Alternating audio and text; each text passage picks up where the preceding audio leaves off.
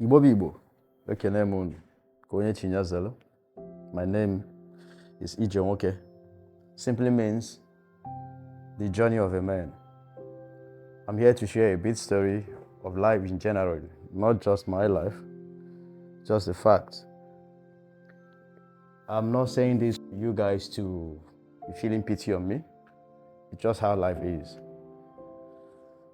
Way back, I don't know how to start with, but I have to start from somewhere. Yeah, I hope you learn. Sometimes I think I should start from telling people to lower their expectation.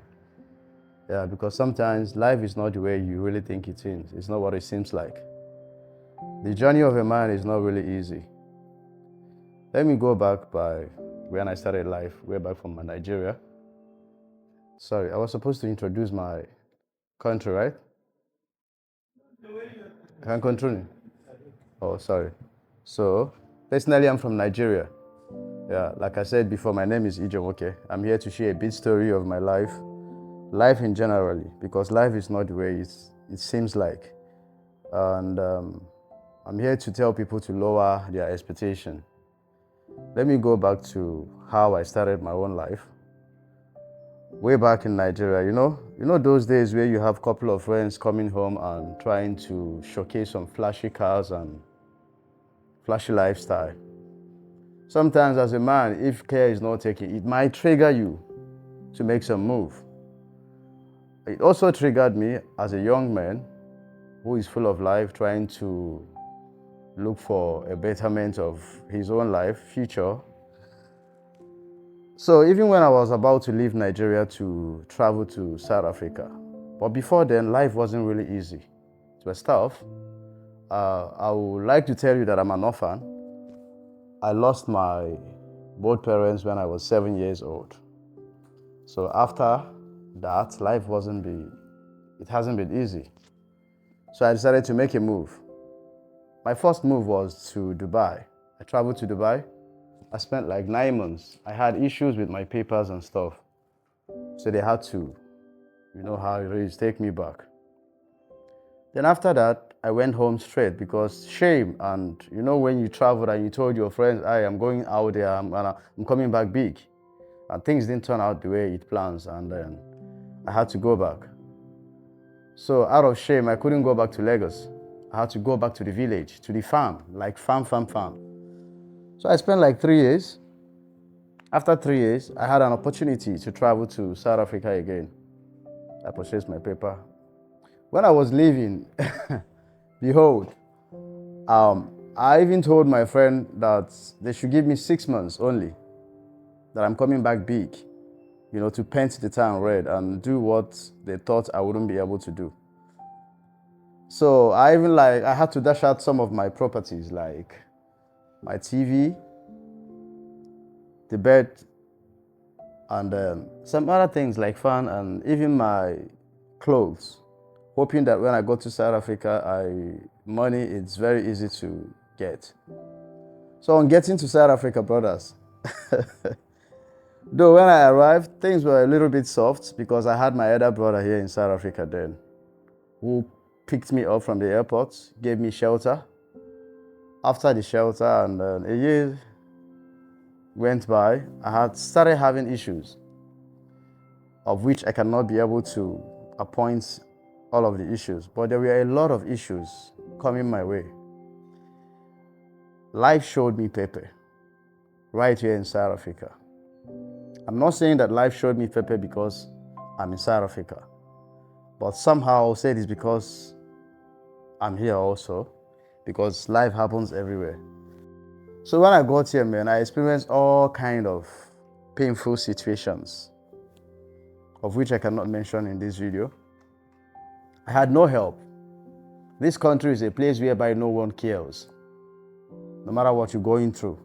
It doesn't matter whoever you think that sits around you and laugh with you and whine and die with you. You see, sometimes friendship in outside country, this is a jungle. Let me put it this way. It's a jungle. When you are in a jungle, everybody is a hunter. We're all hunting.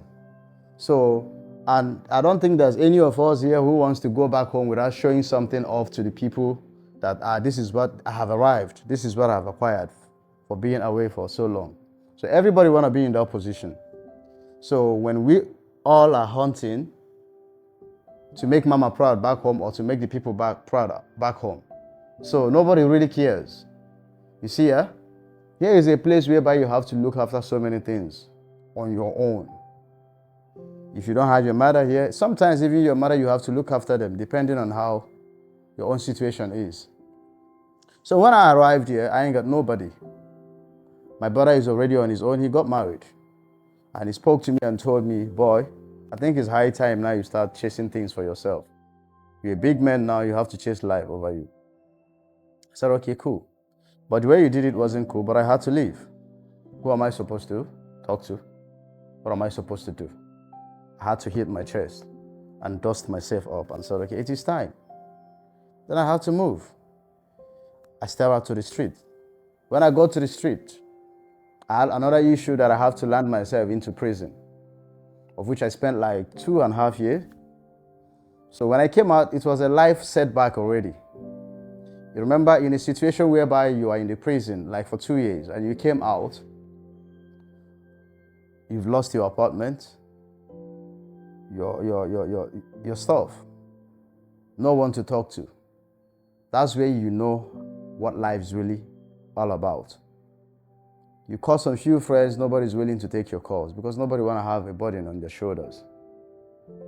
Those ones who are able to pick your call will give you excuses. Hey, like, I got some stuff, hey, I'm not around and all that. And you still have to dust yourself and still continue. So from there, life started teaching me what life really means. I almost slept on the street. But because of who I am and because of God is always on my side, I didn't sleep on the street. I had to start pushing. Got to a point whereby I almost lose it. Like I started going crazy, like I almost run mad. You know, in a situation whereby you wake up in the morning, you had nothing to eat. You don't even know whom to talk to. When you have like 100 rand in your pocket, you have to hold on to it. To spend the money, you'll be so scared because you don't know when another money is coming. You understand?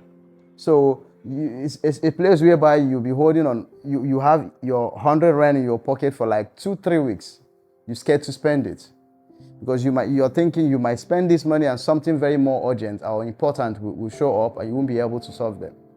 So you starve yourself for as long as you can be able to hold that money. This is what South Africa is all about. It's a situation whereby you as a traveler and you live, you see, there's one mistake most of us made as a youth. Most of us have a better life back home that we're managing. I'm not saying that we are rich or something, but at least that's something we can talk about. But because a few friends went out there and they came back, we all started thinking that life is so easy the way it seems. Now some of us have to say some of the things we had. If you had a shop, you have to sell your shop. You have small businesses you're managing, you have to close them down because you want to travel outside the country.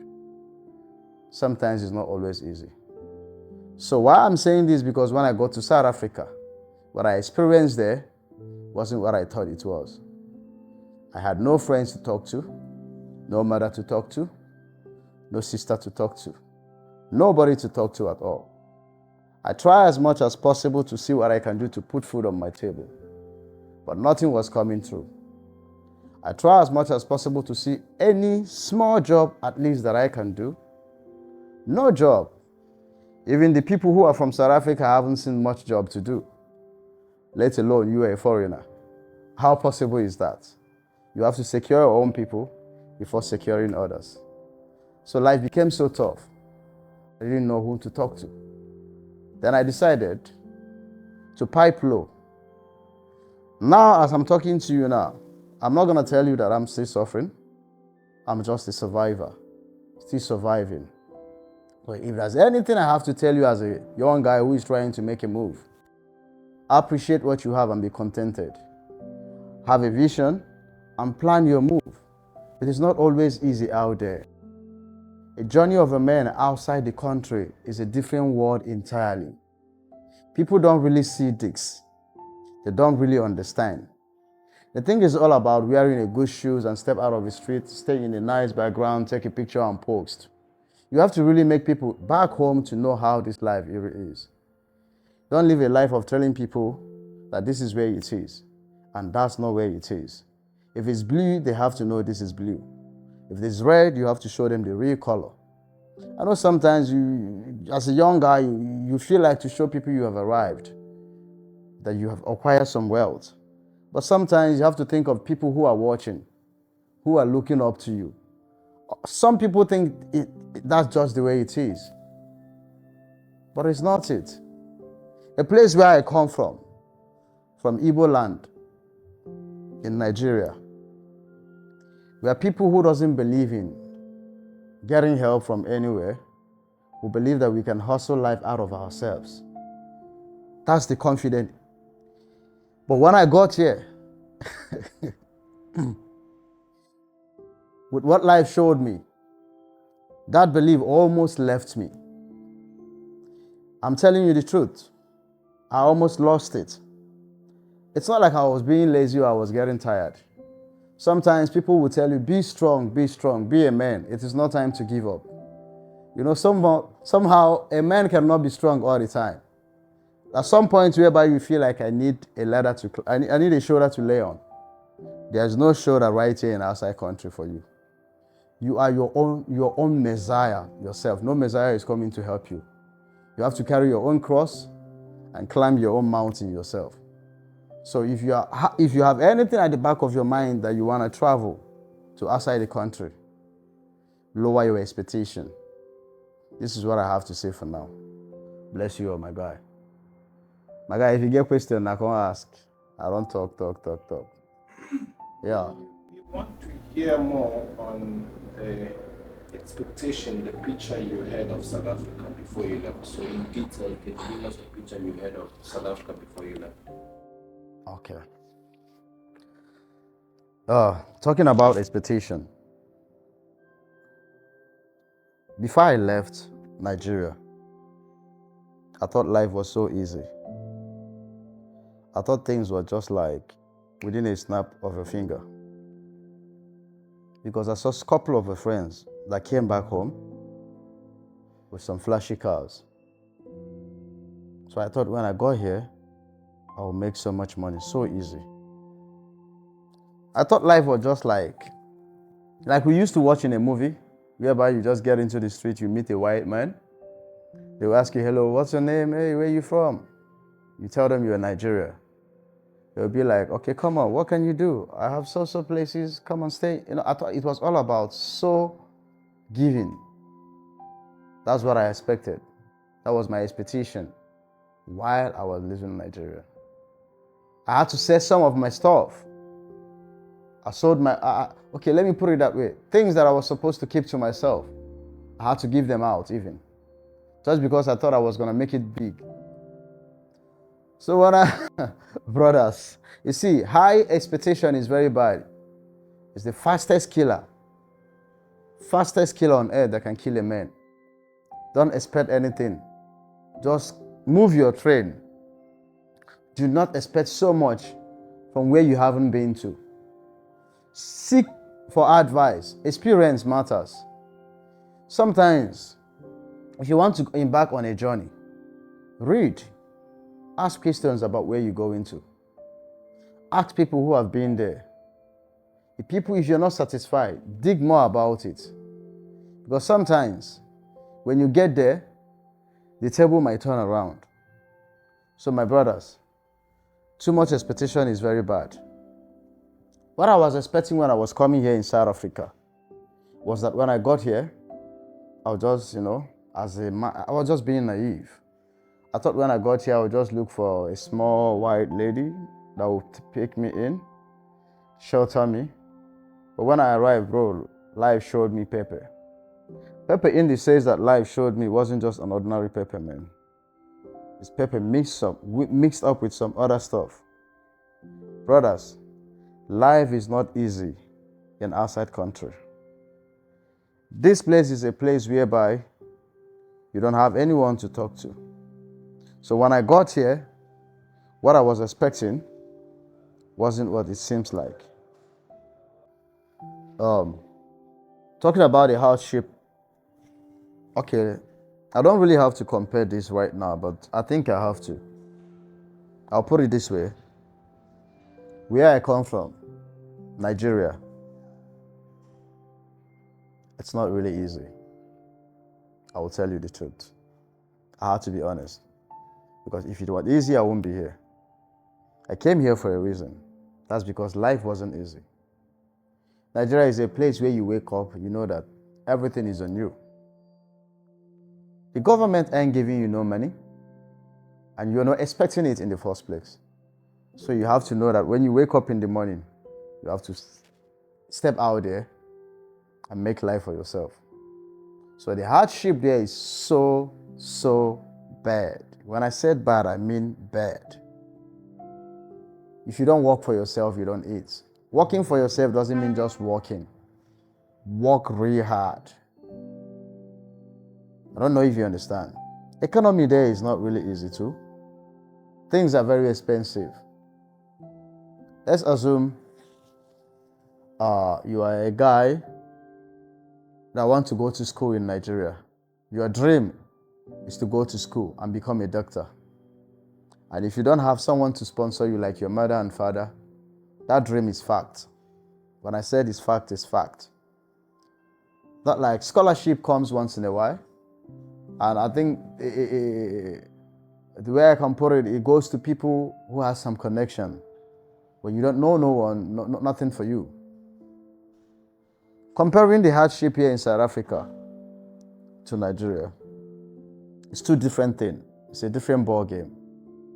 I wouldn't say it's much more hard than Nigeria, because a place where you know you're not from, I don't think you should be expecting things to be easy. That's not your home. You went there it's like when you get to the stream to fetch water.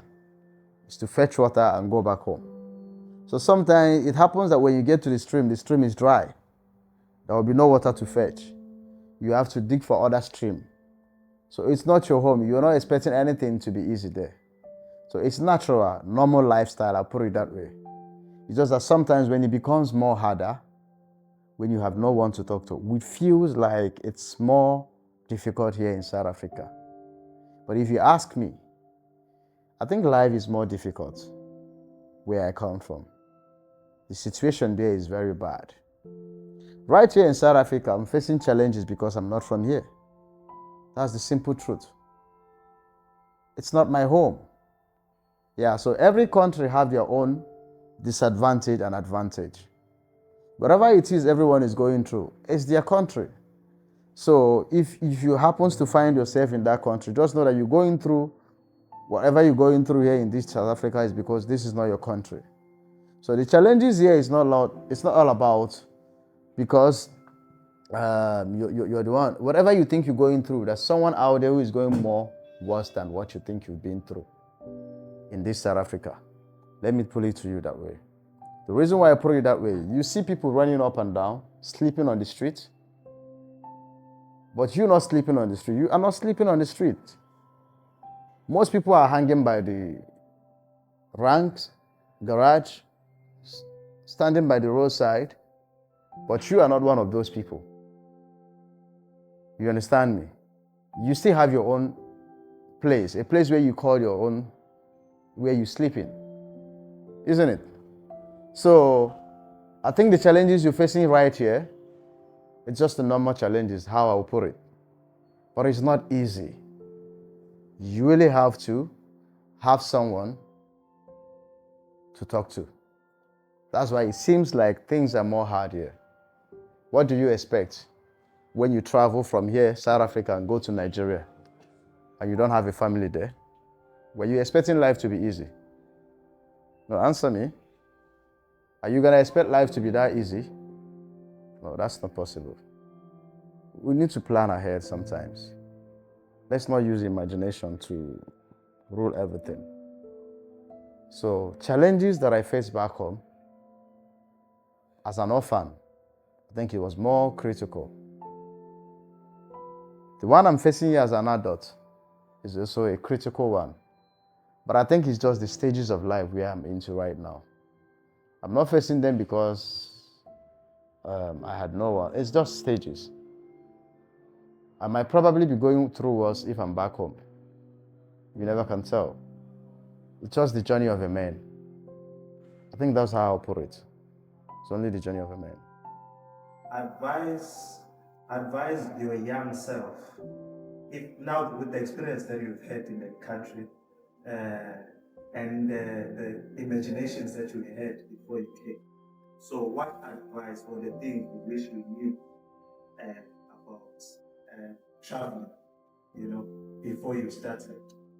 What are the things that you wish you knew or you wish you were told upfront before you travel?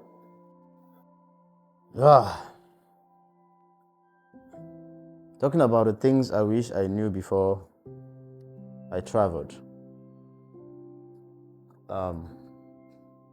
A lot of things. I think a whole lot.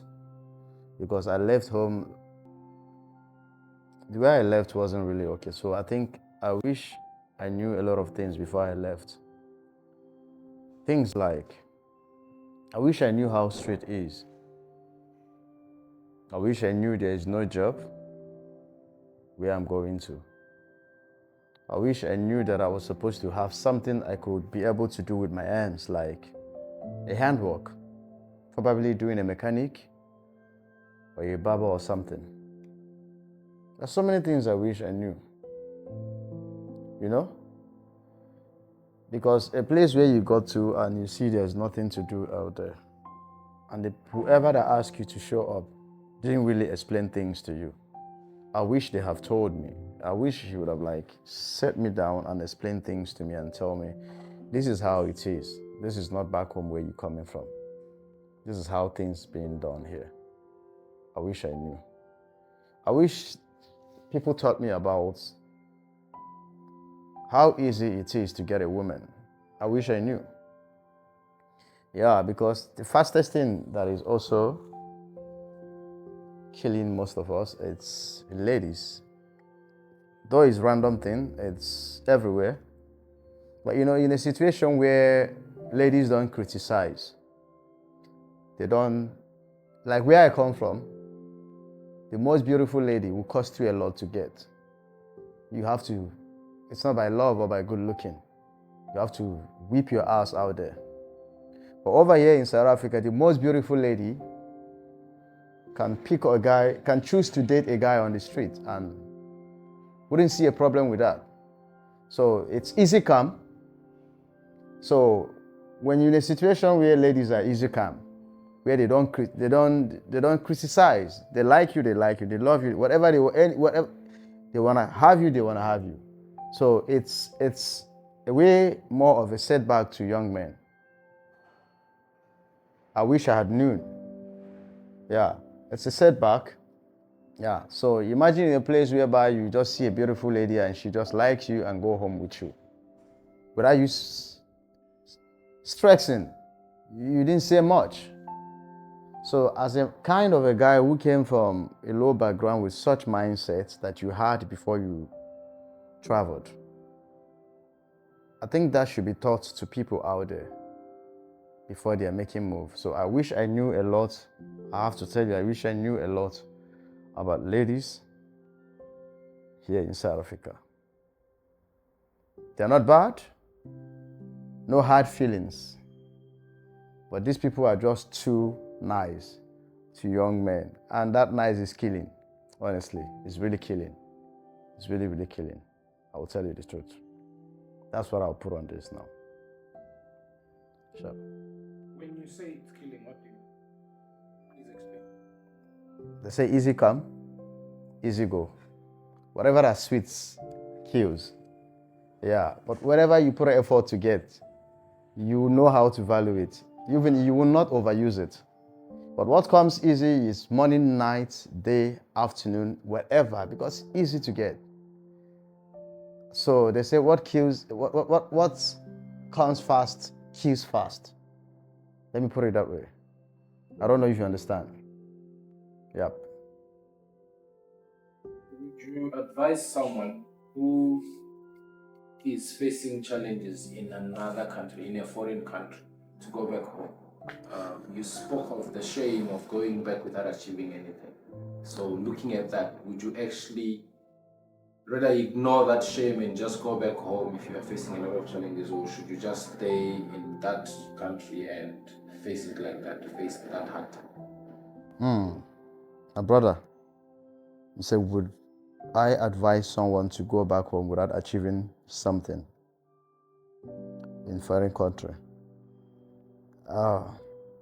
Bro, let me tell you one thing, no? We all come from a different background. Your own background is different from mine. Some people were born with a silver spoon or gold spoon. They are still chasing. Why some people live in a average, medium, as in they are still chasing. Why some people are zero, like down to the floor, like nothing for them. So would you be able to compare? Let me put it that way. I wouldn't advise somebody not to go back home because you didn't achieve. And I will not also tell somebody to go because they didn't achieve as well. My reasons are, some people left a home whereby they don't have a home at all. Like in their own family house, probably they are staying in their father, uncles, elder brothers, 3-bedroom, and they gave them a room to be managing. And you know how some extended families, sometimes there is peace, sometimes there is war. And it got to a point whereby they would tell you, hey, this is my father's house. Hey, your father didn't build any house. You guys should just leave our house. Stuff like that. Now the person have to travel out of the country. So you traveled and your family back home already believed that the light will come through you. And you also, you're doing anything possible to make sure you wipe that shame off from your family. Considering some harsh words being said to you and your brothers and family, and all that. So it's not always easy for such a person to fall back home without achieving. I don't know if you get the point. Somebody who had a father already and the father is rich, he's just out here to chase, can easily go back, be like, he knows that there's something for me when I go back home. It's not like I'm a slave or something. At least my family is up to do. You got my point. Somebody who is living an average life can still go back home. But somebody who had no home, no businesses, no place to call home, there's some people, many of us like that. So their expectation and their aim is to make sure they are able to at least build 2-bedroom in their father's house. At least there will be a place to call home when I go back there. Have you had a situation, have you been to a situation whereby someone said, I'd rather die here than to go back home empty? Have you heard such word? Coming from some youth, like, have you heard it? Yeah. People say that every day, and it's bad. It's really bad. So, I'll put it that way. If I would advise you to go, like I said, if your family is okay. If your family is not okay too, I wouldn't advise you to. But in the other way, I will still advise you. Yeah, because sometimes where you're chasing might not be where the thing really is. Some people's style is way back where they come from. You might be chasing it right here, meanwhile, it's the other side. So I wish we can be able to see a life ahead of us, spiritually, Yeah, so, but since we don't have such power to be able to see it, so I think we should try small and look elsewhere a bit. So that's the only thing I can say, considering that side. Before, there used to be. But for right now, here in South Africa, there's nothing. There is some organization, like a place where you come from, like your own hometown, whereby when you come here and you're up to do, you have to go register and let them know that you just arrived. Just for a meeting's sake, like whenever they're having some meeting, you can go. There is, but not like to assist you. You understand me? Yeah, not like to assist you, maybe pay your rent or feed you. No, the assistment only come from whereby maybe you had police issues, like maybe you're sick. But it's not guaranteed even. It's not even 100%. Because like I said, we're all in the jungle. All of us are hunter. Everybody's chasing. Yeah. So when somebody is busy having some issues and your own issue just pop out, they will try a little way they can. Let's assume someone is sick for like 2 weeks and I'm here to look after the person. But I have something doing, like a job that I'm doing. Probably I will come the first day, second day, the third day I might not be able to show up. So that's just how it is. And there's no one to be blamed. So it's just how it is. There is a community whereby you can join, but it doesn't necessarily mean they have to do everything for you. Maybe they will do 20%, and the rest of the 80 is up to you. South Africa is a very beautiful place. It's amazing, like I'm telling you, it's really, really amazing. I can bet my life with that. Yeah, it's amazing, and and it should be amazing, and it will continue to be beautiful. I will tell you why. South Africa is not just a country. This country is beyond to call a country. Like, it's something else. Beyond what you think. Life is spiritual. This country is spiritual. You see, any city that is surrounded by water got to be beautiful. There's some other power controlling it that most of us don't know. So it's even much than I expected, like in terms of views and like the way they look. It's much more beautiful. There's some places whereby I haven't been to that I finally went to, and I was like, is this place really in South Africa? Yeah. There's still a lot of places that I haven't even been to, that sometimes when I check the map and view the cities on social media, I'll be like, yo, this place is dope, man. So it's a beautiful place. Yeah, more than beautiful. Beautiful place that if care is not taken, you might not even think of going back home again. I'm telling you the truth. But it's only by grace of God and still remember where you come from, because no matter what happens, no place like home. Yeah, we're all gonna fall back one day. Yeah, that's what I would say. South Africa is a good place to be, you know? Not like a good place to live your life, as in a good place you can travel, enjoy, visit, go back home. You cannot remain here forever. This place belongs to people. So you can't go to someone's house and sit there forever.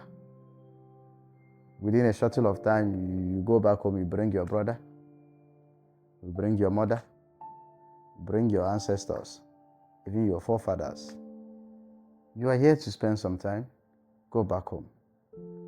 Even in your own country, some people cannot just come and occupy your father's land for long and you'll be happy. You understand what I mean? So it's a beautiful place to be, believe me. To be, not to live forever. Thank you so much.